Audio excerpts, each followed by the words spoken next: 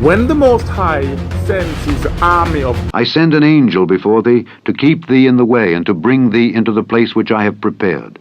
to kill the ungodly and The chariots of God are prideful, 20,000, no even Israelite thousands of will be angels. killed. The Lord Remember, is among them this as in is a Sinai rescue in the holy place. mission.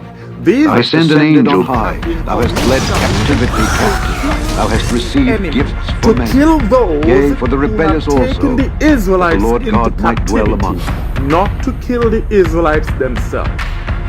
Also, the Most High has a remnant of Gentiles, meaning non-Israelites, who will not be killed.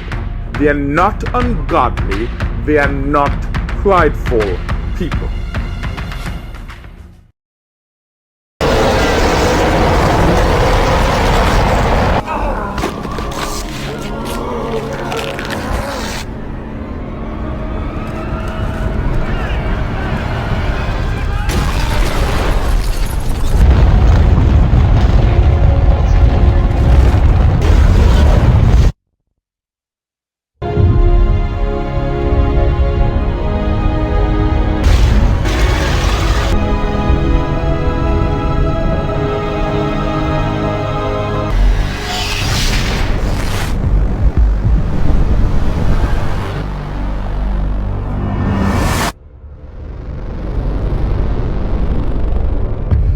War is coming.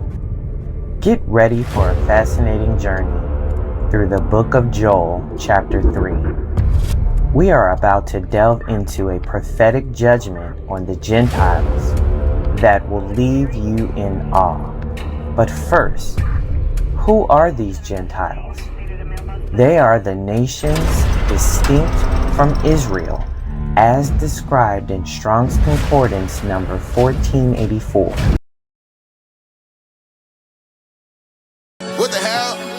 What the hell? What the helly? What the hell? What the hell? What the helly? What the helly? What the hell? What the hell? What the helly? What the hell? It has been called the Day of Days. It is a time of magic, pageantry, warmth, generosity, and love. For many of us, our fondest childhood memories revolve around the traditions of Christmas. It is a time that many around the world celebrate as the birth of Jesus Christ, the Savior and Messiah of mankind. In recent years, however, the spiritual holiday has become a time of mass marketing and crass commercialism. Incredibly, many businesses derive more than half their yearly income during this period. The process of gift-giving, once thought to have come from the story of the wise men who offered gifts to the newborn Christ, has evolved into the buying frenzy we see today during the month of December. But what about the other Christmas traditions? Have you ever wondered why we decorate the Christmas tree? Why we light the Yule log? Why we hang the mistletoe? And why we teach our children to believe in Santa Claus? In the next hour, you will discover the true origins of Christmas. You may be surprised or even shocked to learn the source of your favorite holiday traditions. Chances are, you'll never look at Christmas the same ever again. In the Northern Hemisphere during late December, the days are at their shortest lengths and the nights are at their longest. For those of the pagan world, this has always been the greatest time of the year to celebrate and practice the works of darkness. The pagan calendar identifies this period as the winter solstice. This has always been the greatest time of the year to celebrate and practice the works of darkness. The pagan calendar identifies this period as the winter solstice. It was during the pre-Christian midwinter pagan celebrations of Scandinavia's Norsemen where today's Christmas traditions began. As a means of honoring the pagan sex and fertility god Yule, a 12-day celebration during the month of December was inaugurated. A large single log considered to be a phallic idol was lit on fire and kept burning for 12 days. Animal or human sacrifices were offered in the fire on each of those days. Wild, delirious reveling accompanied the daily sacrifices as drunken participants defiantly strove to make contact with spirits. 1,000 miles away in pre-Christian Rome, celebrants were paying homage to their own gods during the winter solstice. Witchcraft traditions hold that a number of pagan gods were given birth during this period, including Dionysus, Attis, and Baal, chief male god of fertility and licentiousness. Another pagan god from Persia, identified as Mithra, was said to have been born specifically on December 25th. Mithra was the god of the unconquerable sun, the god of the light between heaven and earth, worshipped at that time by an influential Roman cult. His birth symbolized an end to the long nights and a return to the dominance of the sun. During the month-long winter solstice celebration, courts in Rome were closed. Any and all crimes were allowed. Homosexuality, cross-dressing, and uncontrolled debauchery reigned supreme. Rome's order was turned upside down. Even children were allowed to join in the drunken orgies as part of the Juvenalia celebration. By 270 AD, the Roman Emperor Aurelian had made it official, setting aside a 7-day period from December the 17th through the 24th, culminating in an exchange of gifts on December the 25th to celebrate the birth of the sun god. This Roman orgy to end all orgies later became known as Saturnalia, in honor of the god Saturn, the god of excess. Roman soldiers invading Britain brought with them their pagan orgiastic traditions. Upon taking root in England, Saturnalia became known as the Festival of Fools, reigned over by the Lord of Misrule.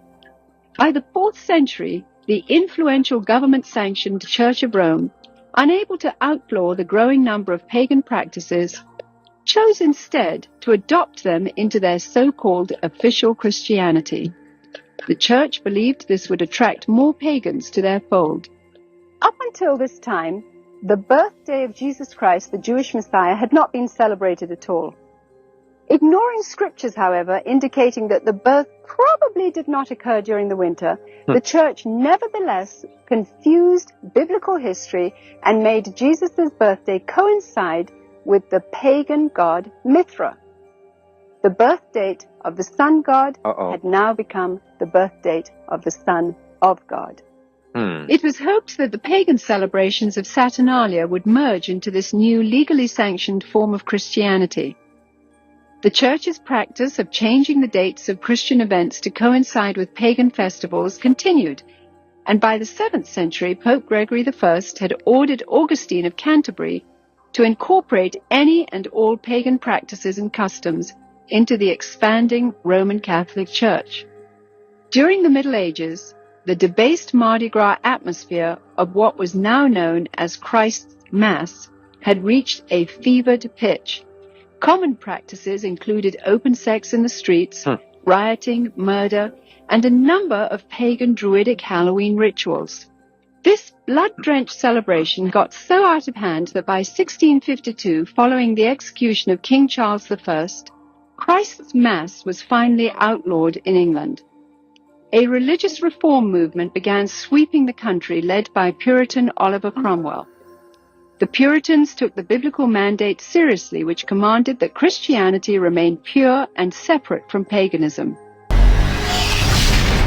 In Joel 3 verses 1 through 2, we see the Most High's promise to restore the fortunes of Judah and Jerusalem. They will truly be great again.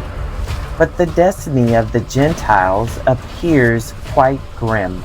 Picture a grand assembly where all nations gather in the valley of Jehoshaphat for divine judgment.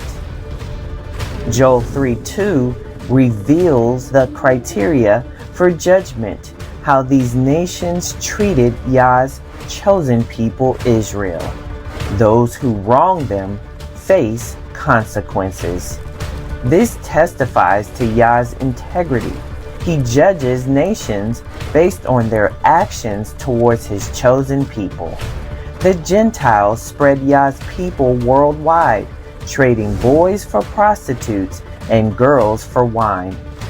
Throughout history, after the Egyptian captivity, Israel found itself under the rule of the Assyrians, Babylonians, Persians, Greeks, Romans, and more recently, the Americans.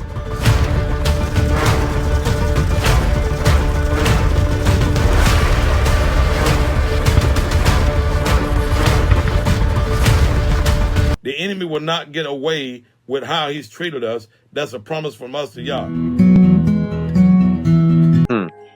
Despite their noble efforts, the celebration simply went underground, and by 1656, after only 4 short years under the ban, the public's demand for the legalization of Christ's Mass had become insurmountable.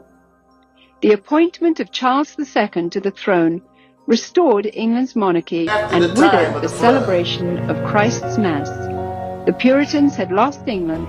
This is why the Asians and Caucasians have Neanderthal DNA and not the African. The Neanderthal was a troglodyte, a cave dweller. Even Discover magazine, May 2011, with the catchy title, "You Are Not Human," says that Caucasian and Asians are 3% Neanderthal and up to 5% Denisovian, and a whole lot of bizarre early ancestors. This could be where the Star Child's skull came from. The Star Child's skull is a malformed partial human skull, likely to have been that of a child, which paranormalist Lloyd Pye has claimed is of extraterrestrial origin. Pye claimed to have obtained the skull from Ray and Melanie Young of El Paso, Texas, in February 1999, stating that the skull was found around 1930 in a mine tunnel about 100 miles, or 160 kilometers, southwest of Chihuahua, Mexico, buried alongside a normal human skeleton that was exposed. So it's only one line in the Bible, 1 or 2 lines in the Bible. But if you look in the book of Enoch, it goes into much more detail. There's no mistaking what they're trying to say in the book of Enoch, that angels came down and had sex with women and produced offspring. Now the Bible only talks about one type of offspring, the Nephilim, who were giants, but according to the book of Enoch, there were different types of offspring who were just as different. So these are fallen angels that wandered down to Mount Hermon. The interesting thing about Mount Hermon is that when Paris was the prime meridian, Mount Hermon was 33 degrees north and 33 degrees east. So those numbers are kind of significant to certain people. So one type of the offspring were Nephilim, but as I said, there were others. But the point is that the human genetic code was corrupted. So let's look at the traits of the Nephilim. Shouldn't do that. Don't do that. Okay. Yeah, so I'm just going to go through them very quickly. Giantism, 6 fingers and toes, 2 rows of teeth, extra body hair, extra vertebrae, a tail, and there's a big one, lack of melanin in the skin, blue or green eyes, red or blonde hair, Rh negative blood. And I know there's a couple of people who've got Rh negative blood in here. And a certain type of intelligence and wickedness, psychopathy. These things were introduced into mankind. So I'm going to go through them. Giantism is still around.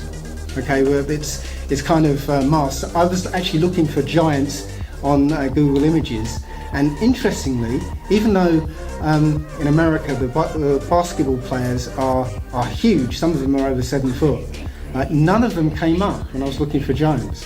So we've been conditioned to accept people of amazing height as maybe a little bit of an oddity, but and also that when we look in the Guinness Book of Records, we'll see actually very disabled people who are giants, who aren't physically very strong, but literally we have giants walking the earth today who are anatomically correct and strong, powerful people. There's that guy there. He's huge. If you see him in the ring, he's a boxer. You see him in the ring against a normal sized boxer, it's just like, it's David and Goliath. The first generation of the Nephilim were actually 450 foot tall, according to the Book of Remembrance, the Bible. But it might sound incredible they got to that height, but when you look at the parallels in other cultures, like the Greeks, they talk about the Titans. Anybody seen the film Clash of the Titans? Yeah? Well, there's a sequence in there where you see 450 foot giants fighting. It's telling you that, this story basically has moved across different cultures, but these things existed at one time. And as they mixed with humanity, they got smaller and smaller. 6 fingers and toes. This again is actually more common than you can imagine. This is a whole family with that genetic trait. Halle Berry has 6 toes. Don't know if anybody knew that. So does Oprah. There are many more people than you can imagine have this thing. And when you look at, for instance, the Native American culture, you're used to hearing about the Indians that go how, but they never said how, but they always used to hold their hands up just to see, are you human? Are you one of us? Also with nature, the Rh negative blood, when you mix Rh positive blood and negative blood, it starts to curdle, okay, because they're incompatible, and I'll go into that in a little while, but they're incompatible. So when the Native Americans or Aboriginal Americans used to do the blood brothers thing, where they cut their hand and mix their blood, they were actually checking to see if they had the same type of blood. More than one row of teeth. Again, this happens as well.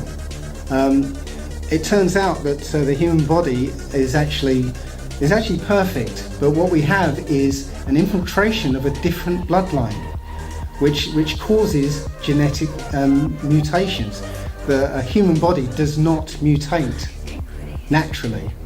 Any mutation is caused by this foreign DNA in the human genome.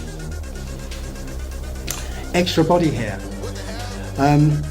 There are a lot of people that you see walking around that look quite normal, but like this guy here, is shaved down to his neck, round his collar. If they took their shirt off, there'd be yetis underneath. Yeah. Again, this is another thing that's more common than most people realise. Extra vertebrae and a tail. Again, this happens again more often than people realise. In this country and the Western countries, when a baby's born with a tail, it's whipped off very, very quickly. Nobody even gets to hear about it. But there are other cultures where they don't immediately cut it off, or sometimes they don't even bother with it at all. But it's one of those things that still crops up these days, because just like in the days of Noah, right, we're all corrupted by this DNA. We're all corrupted by it. It's become all pervasive. And sorry to say this in the room full of white faces here, white skin isn't natural to this earth. And I'm not trying to say it to be horrible or anything, but it's, how does it make sense that you can be out in the sun and not be tolerant of it? The sun gives this world life. It's literally a different DNA has pervaded this world, and this DNA does not belong here. And as I said, we're all, in one respect or another, we're all corrupted by it. I've got not much to say about blue or green eyes. The blue or green are eyes that don't have melanin, just like skin not having melanin. If the eyes are blue or green, it's showing a lack of melanin. Blue is the greatest lack, green slightly less, and hazel is has slightly more. So with me, I've got excess body hair and I've got green eyes. So, you know, most of us in this world are corrupted by this DNA. Rh negative blood. Now this is a bit of a smoking gun, really, because Rh negative blood is blood with a lack of a certain protein on the red blood cells. Okay, only 15% of the human population are lacking in this protein. But interestingly, it's only 15% of the human population. All other animals have this protein coating on their blood, and it's incompatible with the rest of humanity. When a Rh negative woman conceives of an Rh positive man, the woman's antibodies will attack the baby as a foreign object. Yeah?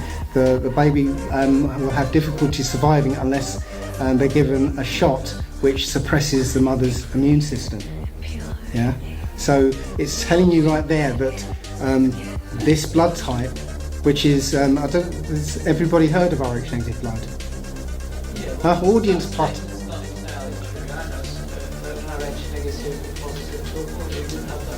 Right. Well, what usually happens these days is that the first baby, right, makes it through, but then the mother's immune system becomes sensitized to it, and then the second one. Sorry. Well, you know what? You can't. With people, you can't say everybody is like this. You'll get exceptions along the way, but generally, this is what happens. You get a long time ago, it was the first baby will be attacked. Yeah, but then as people got used to it, it's more like the second baby, and maybe some people never have it, but generally, you can only speak in general terms when you talk about humans. Yeah. Where was I? Oh yeah. Well, scientists don't know where this mutation came from. They've got no idea where it came from. It doesn't. There's no way it can appear naturally, because as I say, it doesn't appear naturally in any species on this earth. And as I said, it's incompatible with the rest of the human species. It's also got a high copper content, which gives it a slightly blue tinge, which is where the term blue bloods came from, because the royal families are Rh negative. We found that out when Prince Charles gave blood back in the 80s. He was Rh negative. So yeah, that's where the term came from, because in the past it was the royalty who had the Rh negative blood types, and yeah, they derive their divine right to rule because they have the blood of the gods.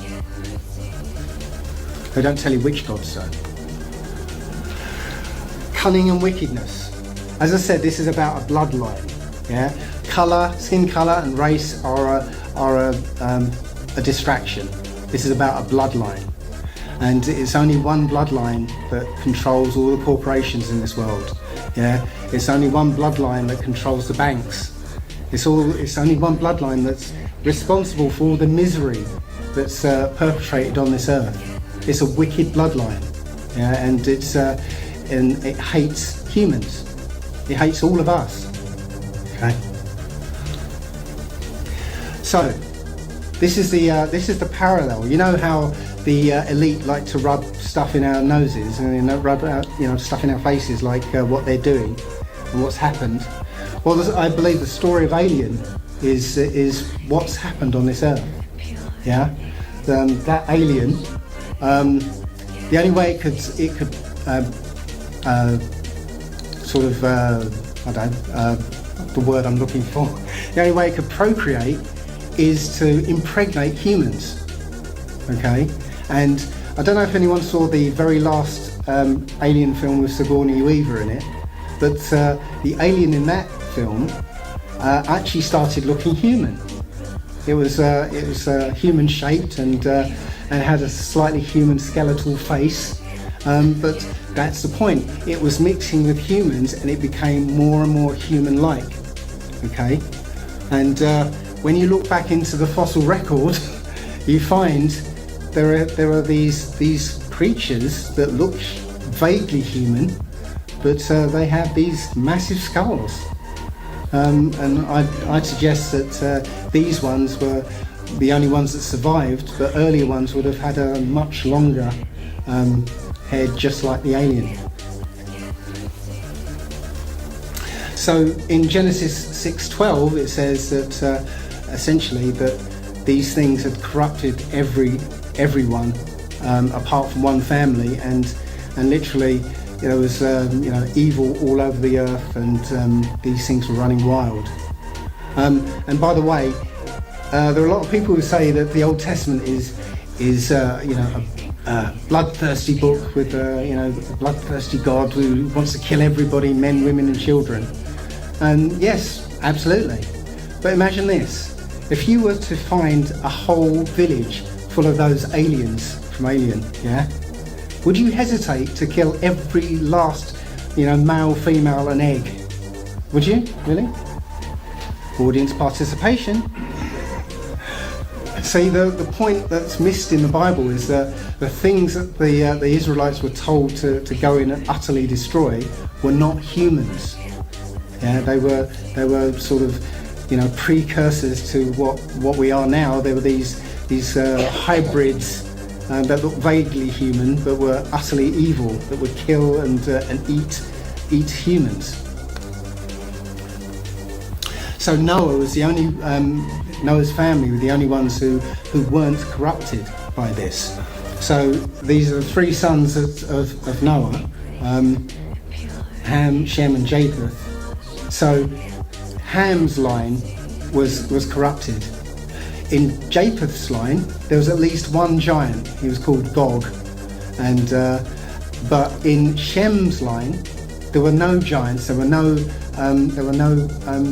genetic deformations or genetic anomalies. So his line was the blessed line.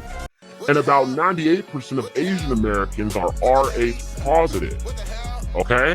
So it says Asian Americans have 98% Rh positive blood.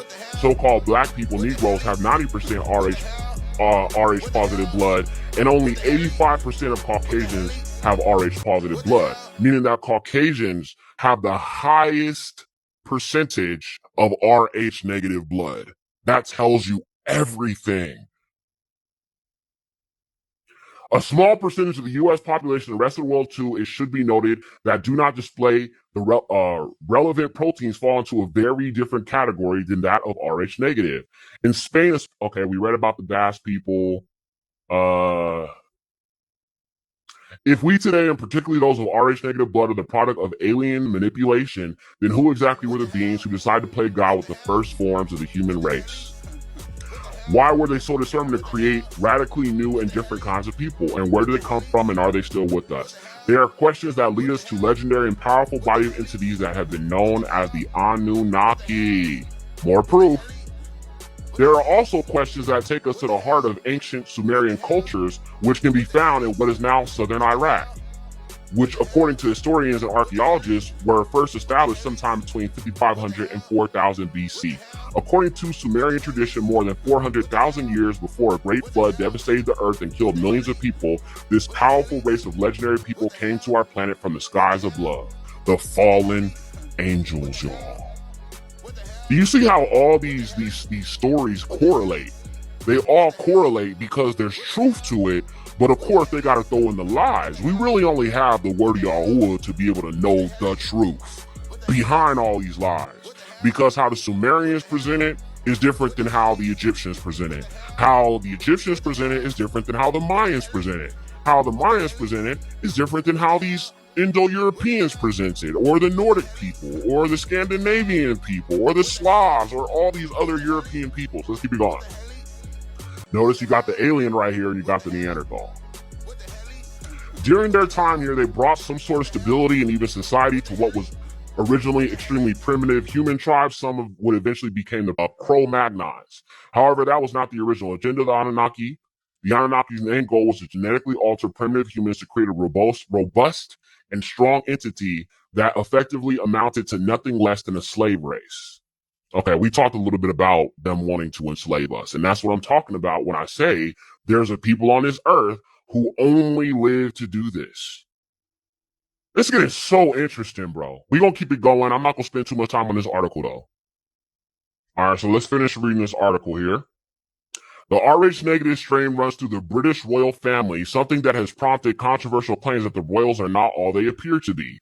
There is a whole subculture that suggests that this royal family is directly descended from the ancient order of human extraterrestrials who are the true secret rulers of our planet. Is there something in the genetic makeup of the Rh negative that makes them born leaders, powerful figures, and perhaps not very different from the legendary heroes of old, gods of old, and men of renown as described in the pages of the Bible? If one day a small percentage of the human race is shown to be not fully human after all, will we see a backlash against Rh negatives? Will there be witch hunts? I mean, I don't think so. I just think it just reveals some things. Like me personally, I don't have anything against Rh negative people if you are Rh negative. I just realize that this is something Yahuwah didn't make or put in people. That's what the Bible is telling us. And the Lord said unto Moses, Thus thou shalt say unto the children of Israel, Ye have seen that I have talked with you from heaven. Ye shall not make with me gods of silver, neither shall ye make unto you gods of gold. Daughters of men, that they were fair, and they took wives of all which they chose. There were giants on earth. As the days of Noah were, so all flesh become corrupted. So now when you look at Daniel chapter 2, verse 31 through 44, now it shines a little more light on that passage. Like shit couldn't get any more. We got the plague. All these curses shall come upon thee, and shall pursue thee, and overtake thee, till thou be destroyed, because thou hearkenedst not unto the voice of the Lord thy God, to keep his commandments and his statutes which he commanded thee. And they shall be upon thee for a sign and for a wonder, and upon thy seed forever. Religion is the best thing, and the corruption of it the worst.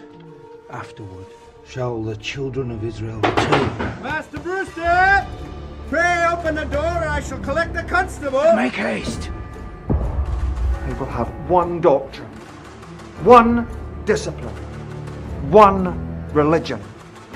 I will make them conform themselves, or else I will harry them out of the land, or do worse.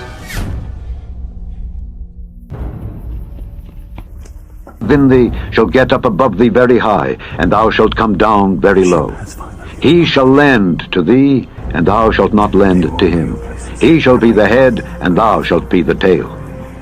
Moreover, all these curses shall come upon thee, and shall pursue thee, and overtake thee, till thou be destroyed, because thou hearkenedst not unto the voice of the Lord thy God, to keep his commandments and his statutes which he commanded thee. It was not long before we saw the grim and grisly face of poverty. We're not making much wealth for our children here. Some prefer and choose the prisons in England rather than this liberty in Holland with these afflictions. But where would we go? Where could we go? What of America? Because thou servedst not the Lord thy God with joyfulness and with gladness of heart for the abundance of all things, therefore shalt thou serve thine enemies which the Lord shall send against thee, in hunger, and in thirst, and in nakedness, and in want of all things. And he shall put a yoke of iron upon thy neck until he have destroyed thee. The Lord shall bring a nation against thee from far, from the end of the earth, as swift as the eagle flieth, a nation whose tongue thou shalt not understand, a nation of fierce countenance, which shall not regard the person of the old, nor show favor to the young. And he shall eat the fruit of thy cattle and the fruit of thy land until thou be destroyed. And I will destroy your high places, and cut down your images, and cast your carcasses upon the carcasses of your idols, and my soul shall abhor you. And I will make your cities waste, and bring your sanctuaries unto desolation, and I will not smell the savor of your sweet odors. And I will bring the land into desolation, and your enemies which dwell therein shall be astonished at it. And I will scatter you among the heathen, and will draw out a sword after you, and your land shall be desolate, and your cities waste. Then shall the land enjoy her Sabbaths, as long as it lieth desolate, toward his servants, and ye be in your enemy's land. Toward his enemies. For behold, the Lord will come with fire and with his chariots like a whirlwind, to render his anger with fury and his rebuke with flames of fire. For by fire and by his sword will the Lord feed with all flesh, and the slain of the Lord. And when ye see this, your heart shall rejoice, and your bones shall flourish like an herb. And the hand of the Lord shall be known toward his servants, and his indignation toward his enemies. For behold, the Lord will come with fire and with his chariots like a whirlwind, to render his anger with fury and his rebuke with flames of fire. For by fire and by his sword will the Lord plead with all flesh, and the slain of the Lord shall be many. Isaiah chapter 56, because they will be eliminated from the face of the earth before Isaiah 56 is fulfilled. For details of this fact, please listen to my teaching entitled, Can Gentiles Be Saved? That is, can Gentiles be saved? Behold, I will extend peace to her like a river, and the glory of the Gentiles like a flowing stream. Then shall ye suck, ye shall be borne upon her sides, and be dandled upon her knees. We move at light speed, last of a dying breed. My Akis move at light speed, long as I'm living. Thou, O King, sawest, and behold, a great image. This great image, whose brightness was excellent, stood before thee, and the form thereof was terrible. The image's head was of fine gold, his breast and his arms of silver, his belly and his thighs of brass, his legs of iron, his feet part of iron and part of clay. Thou sawest till that a stone was cut out without hands, which smote the image upon his feet that were of iron and clay, and brake them to pieces. Then was the iron, the clay, the brass, the silver, and the gold broken to pieces together, and became like the chaff of the summer threshing floors, and the wind carried them away, that no place was found for them. And the stone that smote the image became a great mountain, and filled the whole earth. This is the dream, and we will tell the interpretation thereof before the king. Thou, O king, art a king of kings, for the God of heaven hath given thee a kingdom, power, and strength, and glory. And wheresoever the children of men dwell, the beasts of the field and the fowls of the heaven hath he given into thine hand, and hath made thee ruler over them all. Thou art this head of gold. And after thee shall arise another kingdom inferior to thee, and another third kingdom of brass, which shall bear rule over all the earth. And the fourth kingdom shall be strong as iron, for as much as iron breaketh in pieces and subdueth all things, and as iron that breaketh all these, shall it break in pieces and bruise. And whereas thou sawest the feet and toes, part of potter's clay and part of iron, the kingdom shall be divided.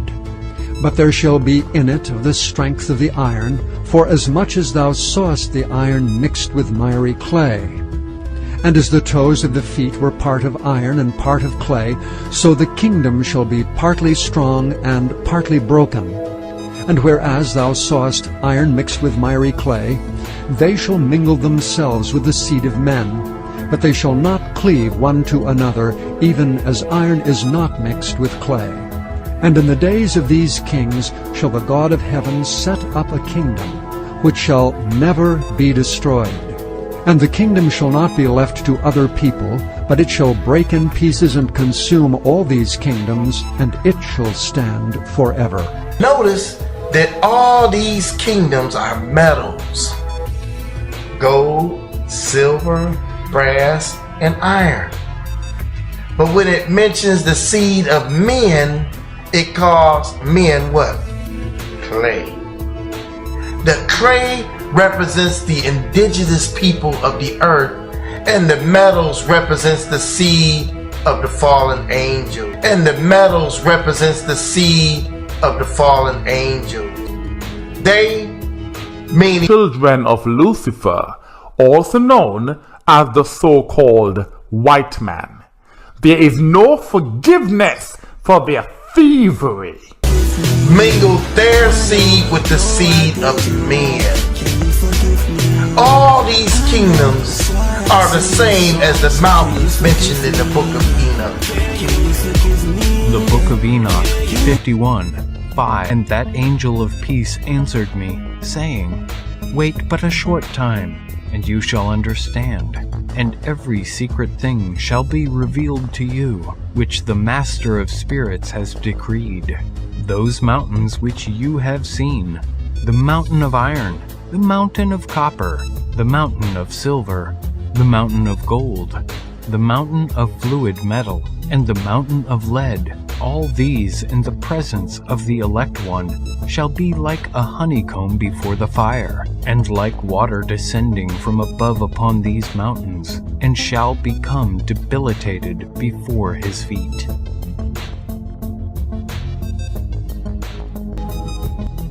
Men shall be hard to find after the destruction in that day, because very few will be left. Verse 13.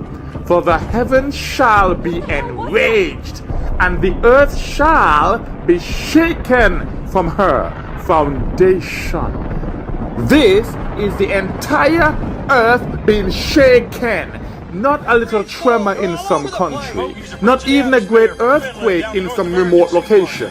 Everybody on planet Earth will feel the shaking, and by this time it will be too late to repent, because of the fierce anger of the Lord of hosts in the day in which his wrath shall come on. And they that are left shall be as a fleeing fawn, and as a stray sheep, and there shall be none to gather them. So they're going to be like stray sheep without a shepherd. They don't know what to do with themselves. In the meantime, I do think it's actually true the government is building underground bunkers. They mentioned Fitz is an investment banker and former public official who served as a managing director of Dillon Read & Co. and served under President George Bush from 89 to 90. Interesting. Really? While she made the claims and took across the network, there is no evidence the U.S. has 170 secret underground bases. Once again, I'm going to say this. If you think the U.S. government doesn't have emergency bunkers, I'm going to think you're crazy, okay?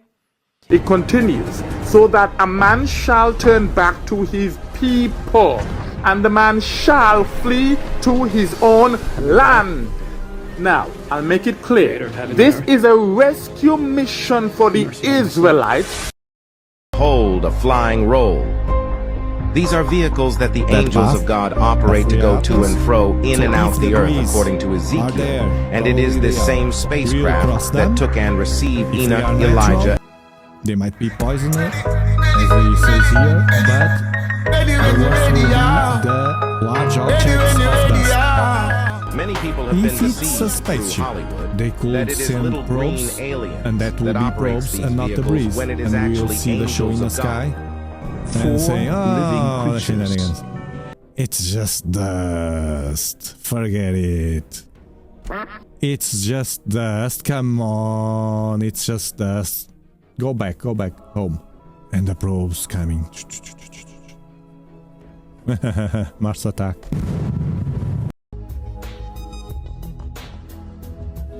The fallen angels mingle their seed with the seed of men.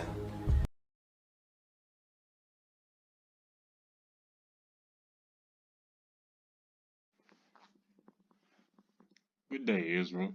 This series will prove that Genesis 2 is not a deeper explanation of Genesis 1, but rather they are two totally different creation stories. The details will be very important in these videos. We'll read the entire chapter 2 in the next video, but in this video I will highlight the differences you and I once thought were synonymous. Then we'll read chapter 2 and the corresponding chapters and verses. But before we get into the key points, I have to go over the three different meanings of the word Adam, which is Adam in Hebrew.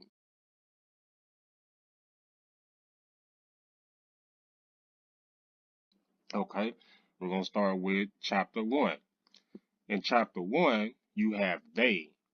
Male and female were created together. Genesis 1 and 27. Created male and female at the same time. No rib action here. And you have the plants and animals created before mankind. That's Genesis 1, 11 through 12. And you have Genesis 1, 20 through 25 for the animals. They could eat anything upon the face of the earth. Genesis 1 and 29. Told to multiply and replenish. Genesis 1 and 28. They were blessed. Also Genesis 1 and 28. Male and female created after the wild beast of the earth. Genesis 1 and 30. Now for the formation of the certain man named Adam. Genesis 2. The singular Adam was formed in Genesis 2 and 7. Formed before Eve, she was later made from him, his rib. Genesis 2, 21 through 22. Adam was also the first man cursed. Genesis 3 and 17. Adam formed before the beast of the field. Genesis 2, 18 through 20. Breath of life becoming a living soul. Genesis 2 and 7. Would have lived forever if he didn't fall from grace. Genesis 3, 18 through 19. No commandment given to multiply to the sons of Adam until after the flood. And that's all the way in Genesis 9 and 1. Eve made from Adam after the animals were named. Genesis 2 and 23. Adam told not to eat of a certain tree. Genesis 2 and 17. Adam told to cultivate and keep the garden. Genesis 2 and 15. That's the end of the key points. But I must ask you this.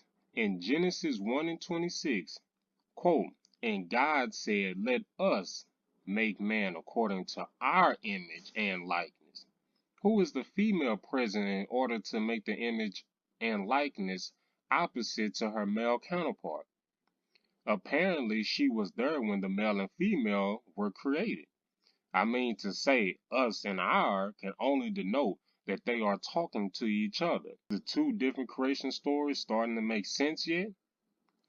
Well, this is just an introduction or part 1 of this series. In the next installment, we'll go over chapter 2 and the other scriptures that will prove Adam and Eve were not the first human, people, or intelligent life forms on the earth at that time.